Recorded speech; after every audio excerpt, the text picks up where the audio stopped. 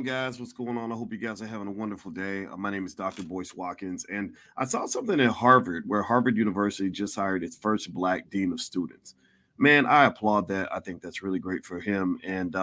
But something really bothered me about it, and I'm going to explain to you why this kind of got to me a little bit, and why, even though I applaud this brother for getting this job at Harvard, we really probably need to stop being happy when we get acknowledged by white folks. And I'm going to break that down for you, and I'm not going to be hateful, and I hope you'll listen and hear me out. Just hear me out. So get comfortable, buckle up, seatbelt. We're going to get started on drboycetv.com right now.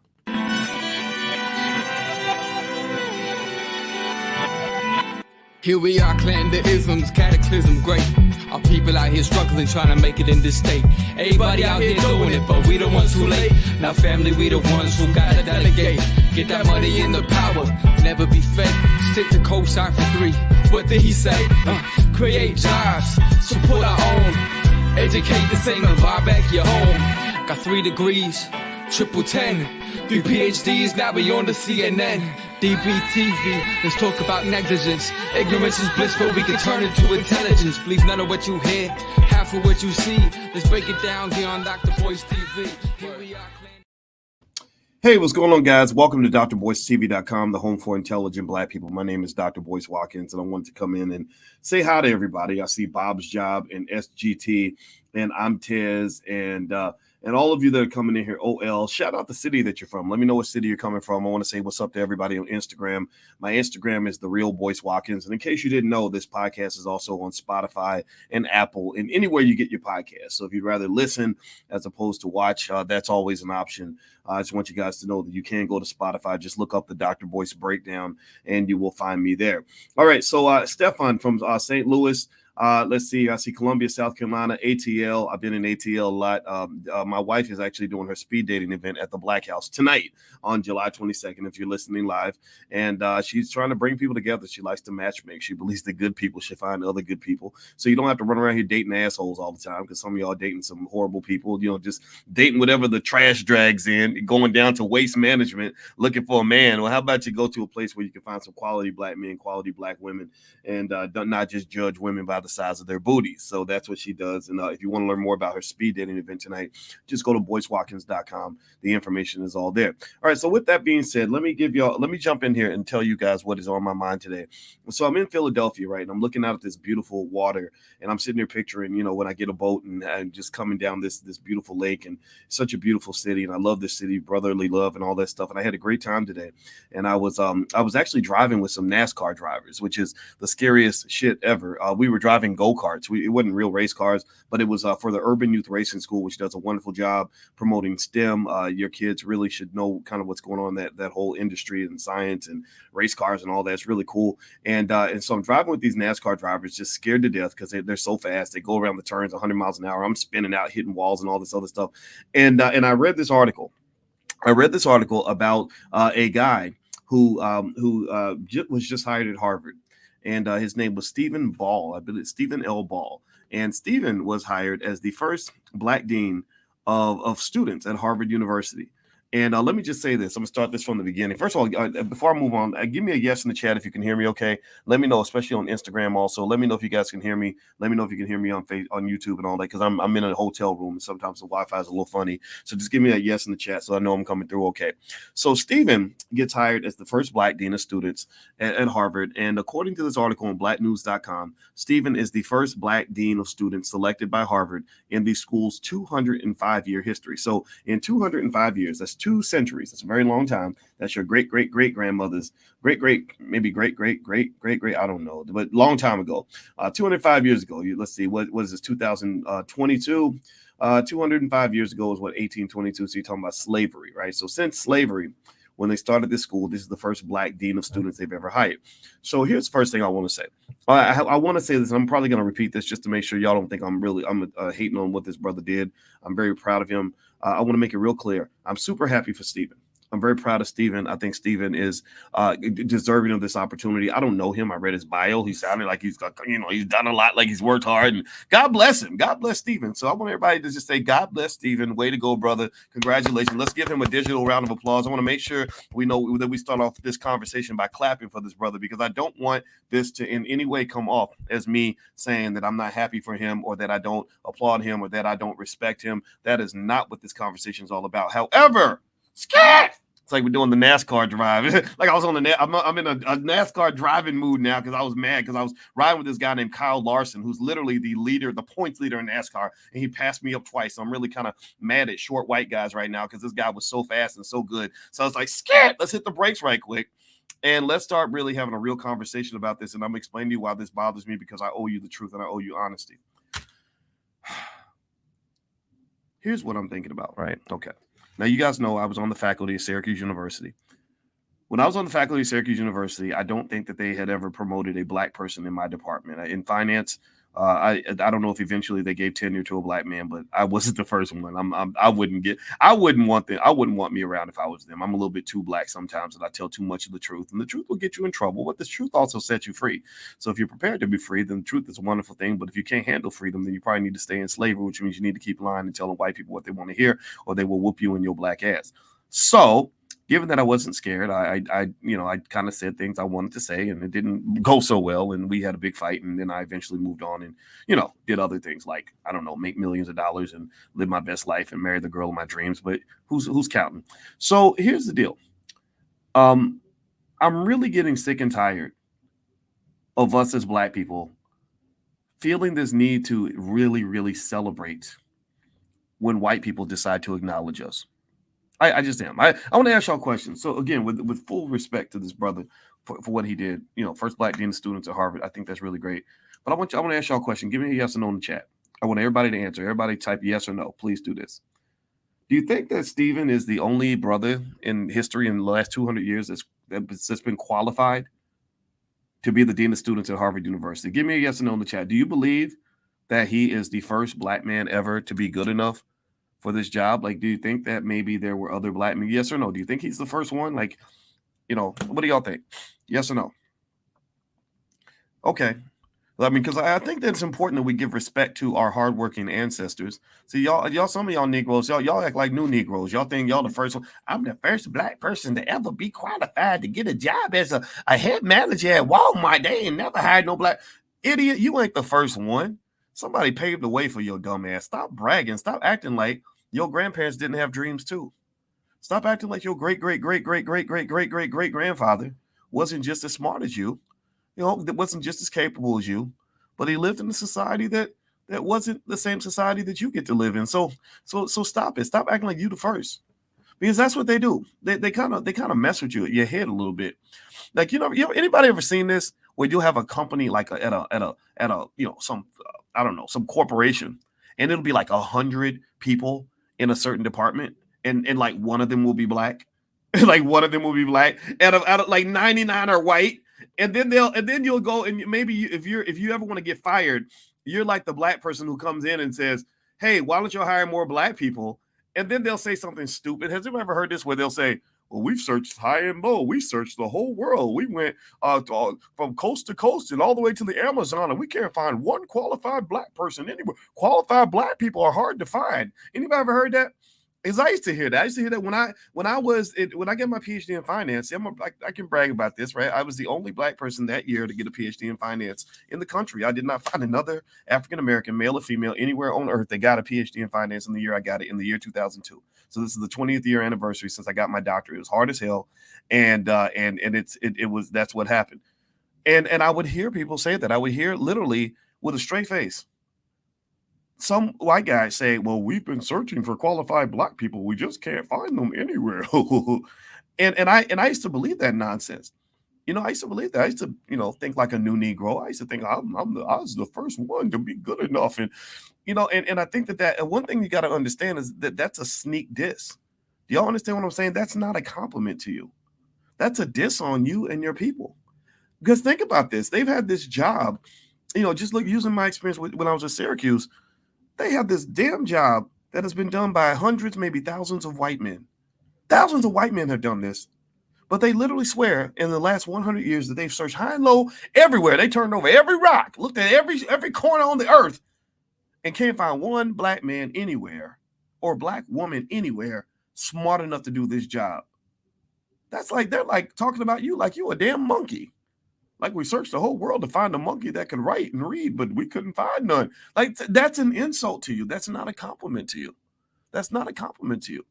You know, and so really, to some extent, you know, white institutions have always kind of done a Jackie Robinson on the whole black community. When I was at this urban youth racing school event in Philadelphia, and I'm driving around this track with these NASCAR drivers who were going 100 miles an hour, there was a brother who said, "Man, you know, I didn't know that I wish more black people had opportunities to go into NASCAR. That would be really great." And I said, "Yeah, that's great. But did you know that black people actually used to own a racing league where the drivers were every bit as good as the drivers in NASCAR? Did y'all know that? How many of y'all knew that? Give me a yes or no."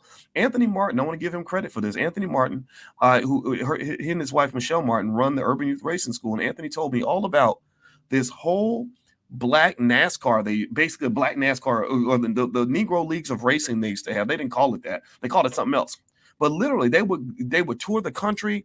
They had fans all over the country. They would fill up entire stadiums, tons of black-owned businesses. They had groupies, they had drivers that were famous and all kinds of stuff. Everything you get with owning a sports league was all right there. And you gave it all away because you want to, for some reason, you think that man's ice is so cold that you got to be next to him. And you think that being next to him is a step up, when at best it's a step sideways and at worst it's a step down. You really think that giving up everything you own and letting go of the overwhelming commitment that we once had to develop in our own institutions, you think that is inferior to that developing your own is inferior to simply getting on board and getting that one opportunity to Jackie Robinson yourself into something else that somebody else owns. If you want to understand why you don't have any wealth, well, that's a big part of the reason why, because you don't have no institutions. When Harvard University's endowment, let me Google this real quick. Do me a favor, hit the thumbs up button. Thumbs up if you haven't done it yet. And also, don't forget, if you go to BoyceWatkins.com, you can find out more information. We're doing a Black Wealth Summit in Detroit with Herb Strather and Gary Shelton. These guys have done over $1 billion in real estate deals. These are awesome guys. And they're hosting that event. I'm co-hosting it with them. So if you want to come to Detroit, come hang out. Just go to BoyceWatkins.com. The information's there. So let me look this up. The Harvard University endowment is, let me see, how much is it? The Harvard University endowment is $53.2 billion. $53.2 billion. Now let's look at HBCU endowments. Now remember, right? If somebody write that number down, write down 53 billion, right? 53 billion in the chat so we can compare. So I want you to compare this to the endowments of black universities. Now these numbers better be in thousands. This better not be the actual number. No, that's not. It's got to be in thousands. Okay, calm down, boys. So don't get overexcited. Howard University has the largest endowment of any HBCU in the country. Their endowment is $795 million. So their endowment is about 1/60th or so, maybe 1/70th, I don't know, something like that, of Harvard's endowment. Spelman College's endowment is $500 million. Remember, compare that to $53 billion for Harvard University. Hampton University's endowment is $379,992 or $379 million. I believe these numbers are in thousands. They got to be in thousands. Please let them be in thousands, because if these are the actual numbers, then it's going to really bother me, because it's showing. Okay, there we go. It's in thousands. Okay, thank God. All right. Florida A&M is rounds out the top 8, I guess, with $118 million. So my question to you is this, and many of you hear these stories about how HBCUs are underfunded, HBCUs can't pay the bills, HBCUs are struggling. HBCUs are basically like on the academic equivalent of welfare. Like they're basically welfare queens of academia. That's what they are. So as a result, they're constantly taking orders from other people. As a result, there is no black power because you don't have any power. As a result, you can't have true black empowerment because you don't actually own institutions that you're involved with.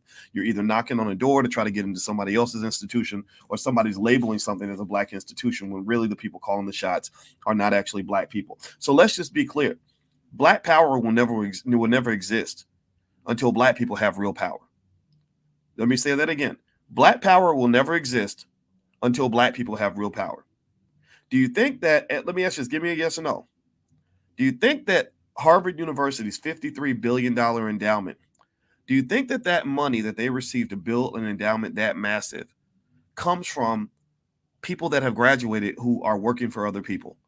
Do you think that that money is coming from the fact that they have produced so many employees that they can't that they lead the nation in the creation of corporate slaves? Like, do you really think that Harvard University's $53 billion endowment comes from people that don't run businesses, people that don't run hedge funds and investment groups and everything else? Like, where do you think that money comes from? Do you think that they're employees, that person who's sitting under $100,000 in student loan debt, who's working a job, working for Amazon or something? I don't know.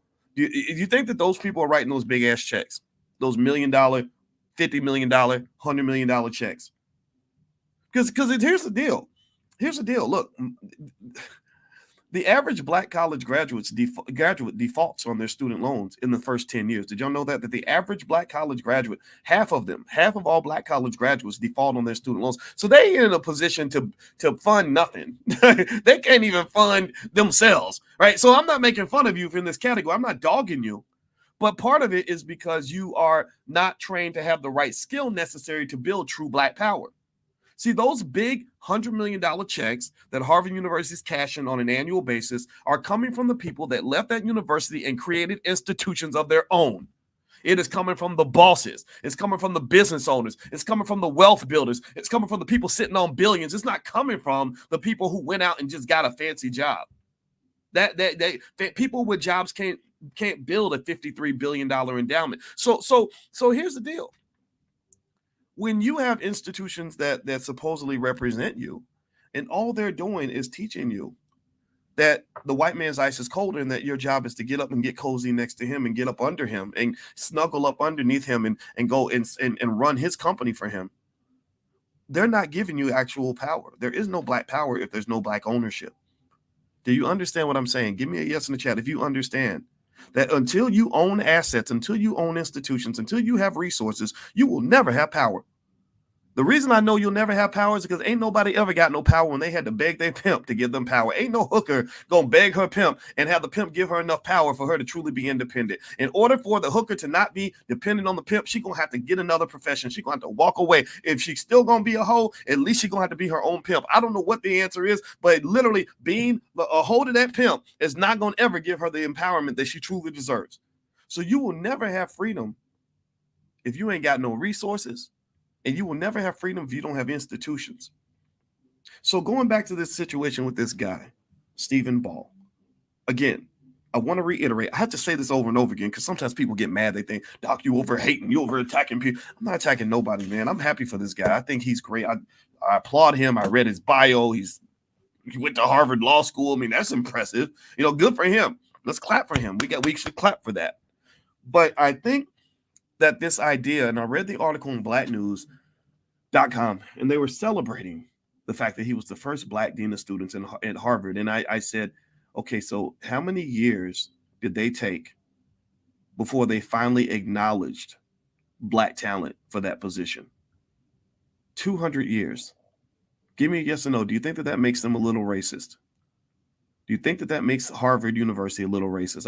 Answer that question. I'm gonna tell you a little story. I remember years ago, I got a call from, I think it was back when Roland Martin and I actually were talking. Roland's been mad at me for a decade. He's just real sensitive. I ain't mad at him. He kind of cries like a girl when you don't agree with him. But anyway, but I give Roland credit because Roland had brought to my attention a scenario where President Obama, your black president, was nominating a lady named Elena Kagan for the Supreme Court. Elena was nominated, and she eventually got the nomination went through. She's on the Supreme Court.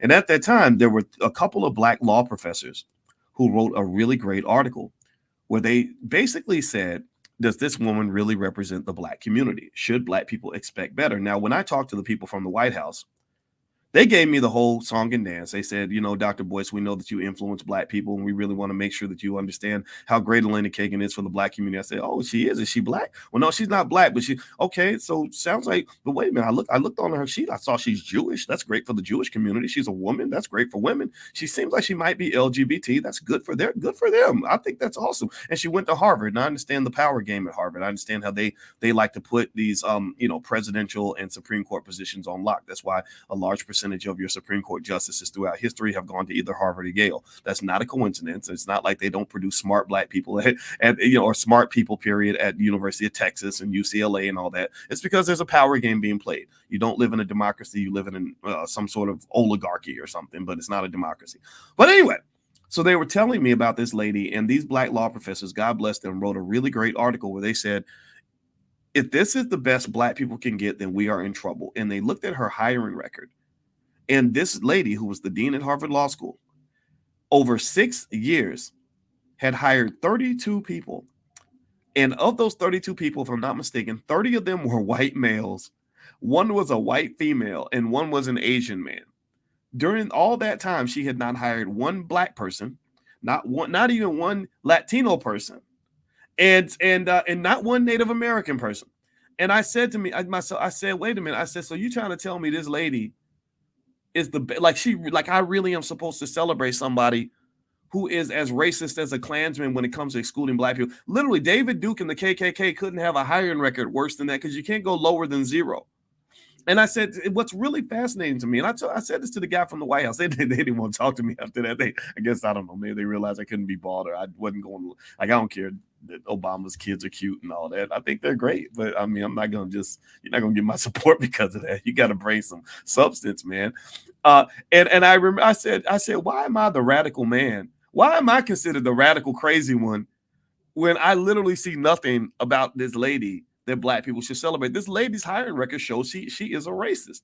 Harvard University is a racist institution. And let me tell you what happened behind the scenes. This was real fascinating. This goes back to that whole conversation. It's not just singling out Harvard. I mean, a lot of these institutions are racist. That's why you have to have your own institutions, because they're not going to really change that much. So they'll wiggle a little bit, but they're never going to really allow in the Black masses. And you're certainly not going to be able to shape the cultural narrative in these institutions, because that ain't your damn house.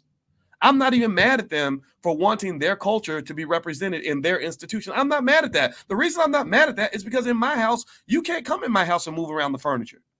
You can't come in my house and teach my kids more than I'm teaching them. You can't come in my house and sleep in the same bed with my wife. You can't come in my house and take the big piece of chicken or sleep in the master bedroom. No, if you come in my house, I might let you stay in the basement for a couple of days until you get your own place, assuming that you pay the rent or you help us pay some bill. I'm not going to bring you into my space and let you tell me how things are going to happen in my house. So I get it.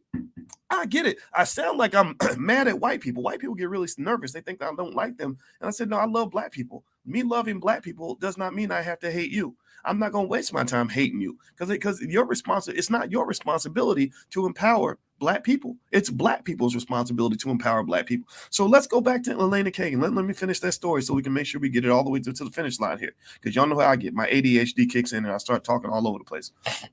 So during that week, and I wrote an article about it, and we talked about her hiring record, and I said to the White House, I said, I'm not going to support this. This is stupid. And so during that week, I swear to God, that week, Harvard University tenured its first Black law professor in like 30 or 40 years. I think they had tenured Lonnie Guinier and another guy named Derek Bell, if I'm not mistaken. And then there was a Black lady that got tenured that week, literally that week. And I said, oh, isn't it fascinating that right when Elena Kagan's trying to get Black people to support this nomination, you just miraculously happen to give tenure to this lady. And do you know, I got an email from this lady. I don't remember her name. And she sent me an email. And I swear to God, this Negro literally had the audacity to say that the controversy had nothing to do with her getting the tenured position, that it had nothing to do. I said, are you serious right now? I said, are you that damn delusional? That literally I'm not stupid. I'm from academia too. And I know that they've been negotiating with you to come to Harvard for a long time. And I bet you that part of the reason you hadn't taken the offer was because they didn't give you everything you wanted. So this week, they happened to sweeten the deal enough to bring you in, and maybe tenure was the sticking point in the negotiation. I don't know. But I said, literally, are you crazy enough to really think that it's a coincidence or that it's just your amazing qualification? You're the first qualified amazing Black person to get into this institute. You'll understand it's about the institution and their racism.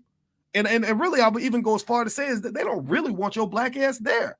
You got in because of opportunity, and I'm happy for you. I wish you well. I think you're very smart. I'm sure you're great at what you do, but let's not get it twisted. I am not in the business of celebrating the activities of institutions that have proven themselves to dislike Black people. I'm just not. I am not so in awe of your massive power and wealth and everything else that I'm literally going to be excited that somebody who has historically hated me and disrespected my ancestors is suddenly trying to be my friend. Because that makes you stupid. That makes you a dummy. That makes you insecure. That's like being in the 8th grade. You know, you're in the 8th grade and you don't know who you are, and you're just trying to fit in, and you're a little bit nervous and a little scared. And so this bully who's been beating you up and taking your lunch money every week, suddenly he just wants to be your friend. And you're like, okay, I'm friends with Steve now. I'm friends with Steve. No, I'm a grown ass man. I will punch Steve in his testicles. Like you've been taking my money. You better not try to be my friend. You better not get caught slipping, because I'm gonna get all the revenge on your ass. So at the end of the day, what I'm saying to you, Black people, is you got to grow up. You got to stop being the insecure little kid who is proud of being friends with the bully because the bully is popular, or because you don't think highly of yourself. They have mistreated you, disrespected you, ignored you, blocked you out of these institutions for hundreds of years, yet you celebrate and give them a complete pass when they finally acknowledge one of you. They didn't acknowledge all of you. They acknowledge one of you at a time. They do a Jackie Robinson on your community. They do a brain drain on your people. They go to you, they go to the Black community, and they're not interested in your culture. They're not interested in your people, unless the culture can make them money, right? They're not interested in bringing the masses in. They're not interested in really doing any serious infrastructural work in terms of supporting the community. They're not going to loan you a few $1 billion to build your own business. What they're going to do is they're going to cherry pick. Well, this Negro is very smart. He's gifted. We're going to grab him and grab him and grab him and grab him until all the gifted Black people in the community have abandoned the community because you're so happy that somebody else has finally accepted you. And the reason you're happy is because you never accepted yourself. The reason you're happy is because you, sir, you, ma'am, are a white supremacist. The reason that you are happy is because you believe his ice is cold. And let me prove it to you. I'm going to prove it to you. Ready for me to prove it to you? Y'all ready? I'm going to prove it to you. Let me ask you this. I got to clear my throat for this. So Harvard University, or Black people, are celebrating the fact that Harvard just hired its first Black dean of students in over 205 years. And I've seen other, similar celebrations like this, right? So let me ask you this. Have you ever heard of a white person? Have you ever heard of the whole white community celebrating the first white person to get a job at an HBCU? Have white people ever got really excited or put it in their history books? This was one of the greatest white people ever. He was the first white guy to ever get accepted into an HBCU. Like, have you ever seen that in your life? Has that ever happened at all? Have they ever celebrated when you accept them? The answer is no. They don't. They're not going to celebrate that. Well, what is this implicitly saying? This is implicitly telling you that when you get into their space, it's a step up for you. But if they come to your space, that's a step down for them. That's a step down. Like, why would we want to go work around Black people? My Lord Jesus, that would be terrible. That means I'm clearly in an inferior institution. See, so you have to be real careful about that, because if your best and your brightest are spending all their time trying to get cozy next to what somebody else has built, then who's going to do the building in the community? Again, because they do a Jackie Robinson on you. When Jackie Robinson got plucked out of the Negro Leagues, and then a few other talented players, they lost all their talented players. They lost their most talented athletes. They lost their superstars. They lost their $1 million brands. And now, what for what? So you can go play with the Yankees? Who said the Yankees were better than Satchel Paige and the guys in the Negro Leagues? You know what Black people can do. I mean, you are the golden child in so many ways. Did anybody watch the World Championships? Anybody been watching the World? Y'all need to watch the World Championships. Did you see those Jamaican women sweep the women's 100-meter dash? Did you see? There's this white girl that went to University of Kentucky named Abby Steiner, and I'm such a fan of Abby because she's such a great athlete. She broke the American record. I've really been following her. But let me tell you what happened. So Jackie, I'm talking to Jackie. Abby wins the NCAA championships. She in a dominant fashion. She breaks the collegiate record. She's extraordinary. So because she's white and she's fast, like that's really kind of rare, to be honest. She's kind of like the Elvis Presley of track and field right now. She signs this massive deal for like $2 million with Puma, more than like any of the black women are receiving. Is that racist? You can say that, but she's going to sell more products to white people because white people, like ourselves, they like to see themselves do well. I don't hate them for that. I'm not mad about that. So Abby signs a $2 million deal with Puma, and then check this out. So she goes to the World Championships, and it becomes just like that movie, that Damon Wayans movie, The Great White Hype, where everybody's really like thinking Abby's gonna go in there and just kick some ass because they really are convinced that she's Superman. Abby gets in the finals of the women's 200-meter dash. They put her up against Shelly Ann Fraser-Price and the sister that ran that. I forgot what's Jackson, Sharika Jackson. Sharika Jackson runs the fastest 200-meter dash time since Flojo, and Shelly Ann with her little beautiful colored hair and little bullet train, that's what they call it, the little baby bullet, is flying right behind her. The Jamaican women kicked Abby's ass. Abby had to struggle to not get last place. She kind of probably got last or second to last. And so here's my point. I believe that black people are we're just magical. Like we dominate. Did you watch the men's 100 meters and 200-meter dash? I don't think there was a white guy in the final. There wasn't. In the men's 100, there was not a white guy in the final. The American men swept that race. Fred Curley and Marvin Bracey and Trayvon Bromell and Christian Coleman was right there. I mean, these, so we're special. So my point is to say, why in the world would a people who are that special and that talented want to spend their lives running up behind somebody else? And again, this is not anti-white. This is really me being pro-black or loving my own. Me loving myself does not mean I'm going to even waste any time trying to hate somebody else. I ain't got to hate you in order for me to love myself. So at the end of the day, what I'm saying to you is I don't really get excited when we celebrate a black person being acknowledged by an institution that is historically racist. That this guy Stephen Ball that got this job at Harvard, that's really, I congratulate Harvard for that. Congratulations for finally having some damn common sense and hiring the best man for the job instead of picking the best white guy for the job.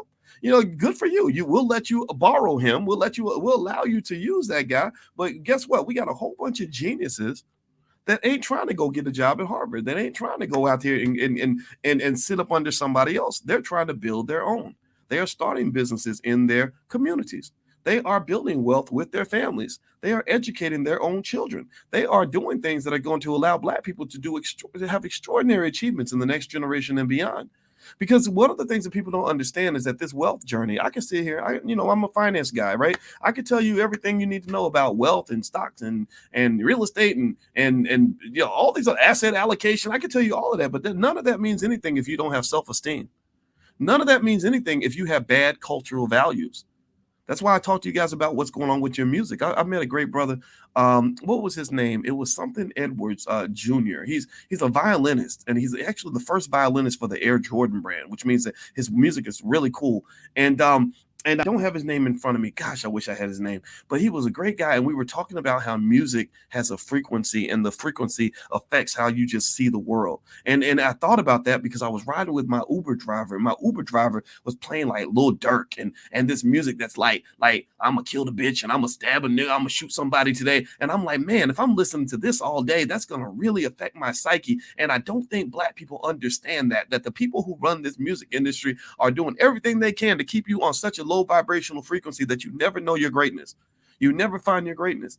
And so, and I'm going to bring this brother on. I wish I had his name in front of me. His last name was Edwards, I think. And he was a violinist. And the guy, the former CEO of the Jordan brand was there also, Larry Miller. So he's with the Jordan brand. He's a super smart guy. And I just really think that as black people, you have to understand that there's a lot of psychiatric work that is required for you to be able to really see your truest potential. Everybody need therapy, including myself. You also need to really sit back and understand how great you are. And when you know how great you are, when you know that you got the best that the world has to offer right there in your backyard, you're not running around the world looking for love in all the wrong places. You're not. If I know that what I got is great, like my wife, I think my wife is the most beautiful woman in the world. Like I literally married the woman of my dreams. Like, I'm not kidding. Like I wrote in my journal when I first met her, I said I met the most beautiful woman that I've ever met in my life. I wrote this. I swear to God, I wrote this in my journal. And so because my wife is so gorgeous and so hot, I don't really need to just run the streets trying to find something else because I don't even see nothing better anywhere. I just don't, and so I would say that for you as Black people, you're beautiful, you're amazing, you're the greatest. Everybody copies off you. They want to be like you. So if everybody wants to be like you, that means you're sitting on the gold mine. The gold is buried in your backyard. The gold is in the hood, in your children, and all these kids out here. They have so much potential. Y'all know what we do. Whenever we put our mind to anything, we become the best at it. Yes or no? If you agree with this fact, we become the best when we put our mind to something. We become the absolute best at it. So there's no reason on earth for me to celebrate when a racist institution, again like Harvard, but many others are the same way. I don't really celebrate when a racist institution finally acknowledges what we've known about ourselves all along. It comes off like a Christopher Columbus moment where he's like, I went to this country and discovered all this land, but there's people on the fucking land. How the hell are you discovering a country where there's people there already? That's stupid. That's the dumbest nonsense I've ever heard in my life. But yeah, we fall for that. We still got Columbus Day going on. That don't even make any sense. So they do a Jackie Robinson on you where they're plucking the best and the brightest and destroying your institutions and then and getting you to abandon your own space, right? Because when you're putting energy into building something for him, you're not putting energy into building something for yourself. So they do a Jackie Robinson on you and then they do a Christopher Columbus on you where they say, okay, we're acknowledging you and you weren't important. You weren't smart until we acknowledged you and gave you our blessing. Who the hell said that your seal of approval was worth a damn anyway? Why in the hell does your acknowledgement mean anything when you've done nothing but prove to me that you are incapable of evaluating who the most talented person is? If you've gone 100, 200 years and never hired a Black person for this job, that means that you are mentally ill. That means that you're ignorant as hell. That means that you're incapable of evaluating quality, talented people. And it probably means that you're racially discriminatory. Why do I celebrate being associated with you? I don't want to be friends with people who are idiots. So I just really think that as Black people, we have to call it for what it is, man. I mean, I'm just telling you, you can't have Black power if you don't ever build power. And the only way you build power is by developing your own institutions. If you never do that, then you'll never have the power that you deserve because nobody else is going to give it to you. Now, do me a favor. I got a couple more points I want to make on this. Do me a favor. Hit the thumbs up button. Thumbs up, thumbs up, thumbs up. I want to remind everybody our financial flashcards for children are back in stock. We designed these just for Black kids because I want Black kids to be the most financially literate people on the planet. And so if you want to go take a look just to see what we have going on, go to financialflashcards.com. We have two sets of flashcards, one that covers financial topics, the other one that covers entrepreneurship. And flashcards are a great way to learn things. So they even work for adults. They're very popular. So if you're interested, just go to financialflashcards.com. And also, just a reminder, this podcast is on Spotify, Apple, and anywhere podcasts are delivered. So if you own Spotify, then feel free to just look up the Dr. Boyce Breakdown on Spotify, and that's what you'll find. So just to give a quick summary, because my food is coming Uber Eats, so I'm about to go over here and eat because I'm hungry. But so I was talking about Stephen L. Ball, a very smart man who's from Detroit, who was chosen to be the Harvard Law School's Dean of Students. I said Harvard's Dean of Students. I'm sorry. He's Harvard Law School's Dean of Students. I think that's awesome. Maybe he seems like a decent brother. He seems very smart. He's the first law school Dean of Students they've hired in over 200 years. He's let's see here. He earned his bachelor's degree in political science and a master's degree in public policy from the University of Michigan. He was first ever to graduate college in his family. He then attended Harvard Law School, where he earned his Juris Doctorate in 2010. So he seems really bright, and I'm super happy for him. And I want to make it clear that me talking about them is not me picking on him. It is me saying, good job. I celebrate you. But I also want us to really understand that we need to stop just getting super excited because white folks acknowledge us or they give us little opportunities or whatever. In fact, there's a little thing that always happens. Anybody ever notice this? That when you go on social media and you announce that you got a new job or a fancy new position, what typically happens? What happens when you go on social media and you say, hey, everybody, I got the new job. I'm going to be the manager of nothingness at Walmart now, and I got this promotion. What happens? Oh, you get a ton of comments, congratulations, likes, like shares, like that's amazing. Oh my God, that's the way to go, right? And you know, but then you have people that start their own business, and you don't get that same respect. People just kind of, you get crickets. People that are jealous, maybe don't want to support anything, don't even want to hit the like button. They see your post, they're like, I'm not gonna hit the like button because I don't want them to have more money than me, right? And and it's not true all the time, right? So unfortunately, some of that's changing. You have some people out there that really have the right mindset, but y'all know what I'm talking about. I have, even in my own family, tried to form investment clubs, and I've had some relatives, I mean, broke as hell, but maybe sitting on money in the bank that's not even getting interest. And I've been like, let's invest together, let's grow some wealth. I got a PhD in this, I know where the money's at, and I've had scenarios where I got crickets from folks that just didn't trust other people in their own family, or just didn't care, just don't, it's so I've seen that, right? So a lot of the frustration that you have in your own family, a lot of us go through that. And a lot of this is built around culture. It's built around this idea that you have been trained to believe that it's better to run somebody else's organization than it is to create your own, that it's better to receive acceptance and validation from someone else's institution than it is to create your own. You have too many Black people that would rather be a babysitter than to actually become a parent, because that's what you are when you are running somebody else's business and doing it in an extraordinary way, which we know Black people can do. We've been doing that since slavery. You are an economic babysitter. An economic babysitter is somebody who is running someone else's business and making a ton of money for other people, putting their kids through college and not doing it for their own, not building anything for their own. You work your butt into the ground until you grow old and you die at your desk, and then they move your dead body out of your seat so they can replace you with somebody else who can also be an adequate slave. And I hate saying it like that, but I really think that we have to stop that. I'm not saying everybody needs to start a business, but I am saying that everybody in the Black community should know how to do it.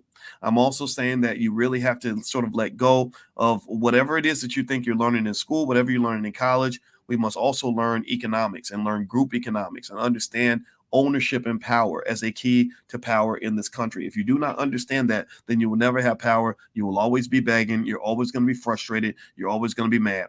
The best conversation in the world, if you ever want to have a 5-hour conversation, get a bunch of Black people together who all work for white people and say something like, let me tell you about what these white people are doing to me on my job. And then you'll have a 5-hour conversation of abuse survivors who are all talking about, who are getting drunk, talking about all the things that are going on at their job. And I'm not making fun of it. Some of you are in that category now, and I totally get it. I'm totally with you. I totally understand. But what I'm really saying to you is that there's nothing that anybody else has accomplished that you cannot accomplish yourself. You also have to get rid of your addiction to the bright, shiny objects and these well-established brands and corporations that are out here. Because remember, they started off raggedy just like you did. I mean, you got your little business, you ain't making no money yet. You're feeling a little bit embarrassed because somebody else got a new job with some big corporation, with Amazon or something, and you're feeling insecure. You're feeling like what you have isn't worth anything. But you know what? It's yours. You own it. You control that. And remember that a lot of these corporations, if you look up the history of these corporations and these institutions, including Harvard, you'll realize they started off on really shaky footing. I mean, I read the whole history of Harvard going all the way back to 1636, I believe. And Harvard, it took 100 years for Harvard to really get some momentum. And John Harvard wasn't the founder. He stepped in and gave them a little bit of money and some library books that made them a little more legitimate. But Harvard was raggedy for about 100 to 150 years. Harvard didn't become Harvard overnight. So what I'm saying to you is that some of you are developing your own Harvard universities right now, and you don't know it because you have not gained that ability to see the vision beyond your own death. Or because you think that because your favorite rapper makes you think that money's supposed to be fast, just like women and cars, that you think it's supposed to happen real quick. You want to shine so bad because your self-esteem is low and you feel like you can only feel good about yourself when you shining and driving a nice car and got the big fancy whatever, that you don't have the patience to actually do the hard, raggedy work necessary to be the first leg on a relay team that's going to last for 300 or 400 years. So I want you to really dig in your heels. I want you to really think about what the Black community can look like in 100 years. I want you to think about 200 years. I want you to think about 300 years, because that's how long it takes to make a Harvard into a Harvard. Harvard's $53 billion endowment didn't happen with 6 months of hard work.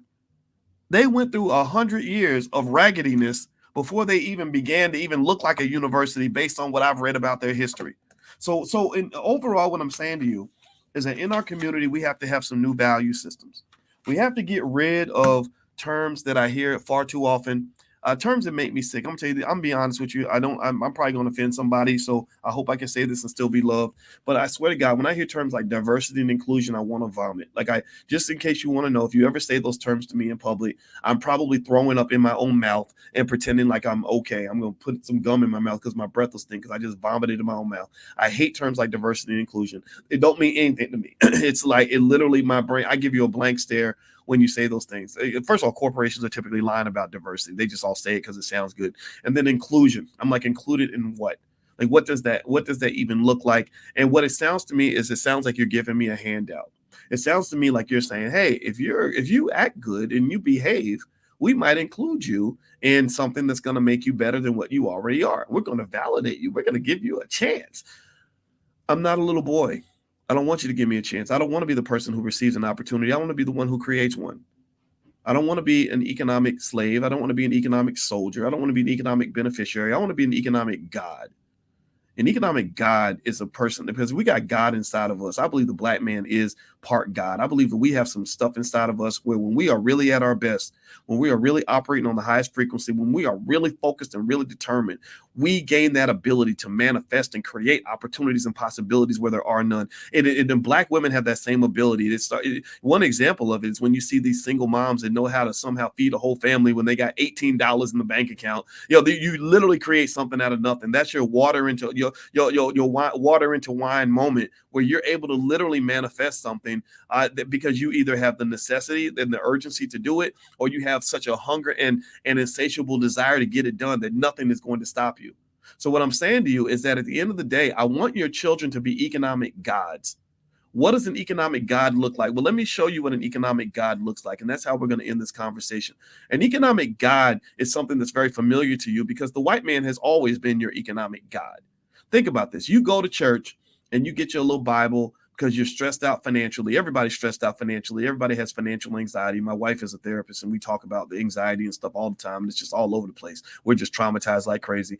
And so you go to church and you pray to white Jesus that you're going to get better opportunities, that your financial problems are going to go away, that you're going to find a way to pay the bills, you're going to get the promotion, maybe you're going to get the job, and you're praying, right? You're praying to God that you're going to get these opportunities, and typically they connect to economics. So, well, who is the person that has the ability to manifest all that for you? Who's the one that can give you those opportunities you're dreaming of? When you say, it was my dream to be in the NBA, well, that means that the owner of your team is your economic God. He can say, you've been a good Negro and you're very talented and I can make good money off you. So I'm going to bless you, my son, with an NBA contract. So then you go up there crying with your mama wearing some tacky suit on draft day. And you're sitting there and you're saying, oh my God, I've been dreaming about this since I was a little boy. I've been praying about this. And I get it. I'm not making fun of you. I promise you I'm not. But I'm saying to you that you have the white man to some extent. And I'm not, this is not anti-white. I promise you it's not, but it's just pro reality. He's your economic God. He's the one that gets to say, I like that boy. He's got some spunk. I'm going to give him an opportunity. And then suddenly you feel better about yourself because their economic God has blessed you. So what I really want you to understand is that I understand where economic gods come from. I'm kind of an economic god. I've been a boss for a long time. I've made millions of dollars. And I have a PhD in finance. I've trained economic gods. I understand so I'm like the God of gods in that way. I know where all this comes from. And so what I really want you to do, if you trust me, if you believe anything that comes out of my mouth, I want you to understand that there are certain specific skills and tools that you can give your children while they're young, and resources you can give them while they're young that will give them the ability to be economic gods in the future.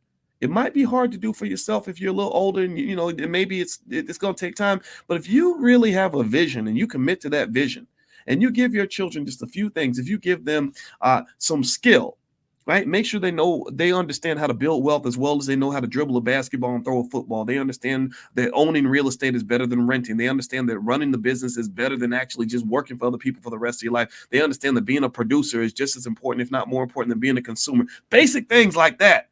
Then they have the skill and knowledge to understand how to position themselves as an economic guide. If you also invest for your children, I mentioned the $5 a day investment plan for years. You can have it for free. The book is free. It costs money on Amazon, but you don't have to pay for this book. You go to my website. It's right there. And you do little things like that. You invest for the child so that when they gain this godlike ability to manifest, they got some resources backing up their extraordinary ideas. So they have the knowledge and the ideas and they get in the vision, and then they have the resources to execute that vision. And then lastly, most importantly, you got to give them some courage. I'm going to tell you, a smart black kid that grows up with balls and brains and money can't be stopped. He can't be stopped. If you got balls and brains and resources, you're going to win. And if you love yourself, then that's going to shape what you do with that godlike power. So culture is everything. That's why I take such great offense when BET is telling you that we're representing the culture. No, you're not. Ain't nothing good ever gonna come out of a black culture where you're celebrating the beating and hating on women and killing black men and getting high on drugs and throwing all your money away and being as ignorant as you can possibly be. That is not black culture. That's idiot culture. That's dumbass culture. That's dead man's culture. That's prison culture. That is not black culture. So stop that, BET. Take the word black out of your name. Just call yourself the prison television network. I don't know what you want to call yourself, but you shouldn't even have the word black in your name because you're not even run by black people. So it's at the end of the day, if you give your child those things, you give them some knowledge, you give them some resources, you give them the right culture and the right values so that when they get this power, this godlike power, they know exactly where to point the gun. See, that's the problem. Sometimes you get somebody to get some money and they get some knowledge and then they're aiming the gun right at their mother's face. Or they're over there taking their greatness and they're giving it to somebody else. They're like, hey, mama, I'm the first black man to be hired at Google in the engineering department, when your dumb ass could have become the black Elon Musk. You could have been a multi-billionaire in your own community, creating 100,000 jobs for your people, but you're taking pride because somebody acknowledged you who's probably not even as smart as you are. Understand your greatness and grab onto that and manifest that and believe in that. Operate on that frequency. That is how you win. That is how you become an economic guide. So at the end of the day, I want to reiterate before I finish up. My food is almost here, so I'm about to go eat. I gotta usually relax and calm myself down after our conversations, but I had to have this conversation. I was in Philly and I said, this is really pissing me off and I really want to share this. I want to reiterate that I'm not upset with the brother who got this job at Harvard. I'm really happy for him. He sounds like he's super talented. And hopefully he'll create great opportunities for other people. And I think that that's a wonderful thing. But to me, you're not living in the penthouse when you get these opportunities. The penthouse is on another floor above the floor that you think is the highest floor. You got to the 8th floor and you think that you're on the roof. No, there are people that live on the roof. Those are the economic gods of this society. And I want you to train your child to land his helicopter on the top of the roof and not feel like he got to start from the bottom and work his way up. Forget that started from the bottom. Now we here. No, your kids need to start from the top and say, now we control all of this. Now we own all of this. Now we're running the top. We started at the top. We got here. And now this whole area is contained and controlled because we are all manifesting our godlike power to create the world that we want to live in. That's how you get real black power. You cannot have black power until black people get real power. Right now, you don't have it. You'll get it maybe in 50 to 100 years. Our kids will get it after we're dead. So that's what we need to invest in. That is our job.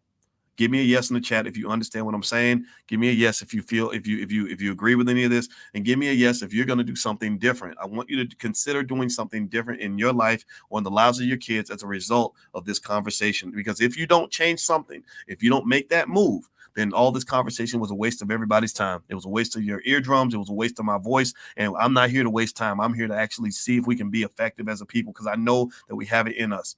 So thank you for your yeses. I'm glad to see that you're going to do this. So now let's all go get to work. I'm going to get out of here, guys. It's time to go eat.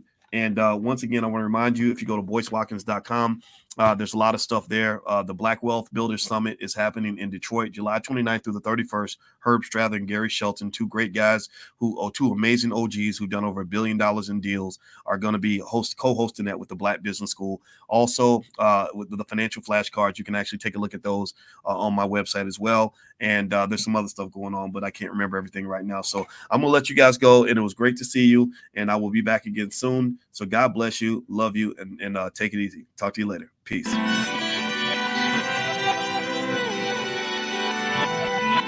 Here we are, clan the isms, cataclysm great. Our people out here struggling, trying to make it in this state. Everybody out here doing it, but we the ones too late. Now family, we the ones who gotta delegate. Get that money in the power, never be fake. Stick to cosign for 3. What did he say? Create jobs, support our own. Educate the same and buy back your home. Got 3 degrees, triple 10, 3 PhDs, now we on the CNN. DBTV, let's talk about negligence. Ignorance is bliss, but we can turn it to intelligence. Believe none of what you hear, half of what you see. Let's break it down here on Dr. Boyce TV.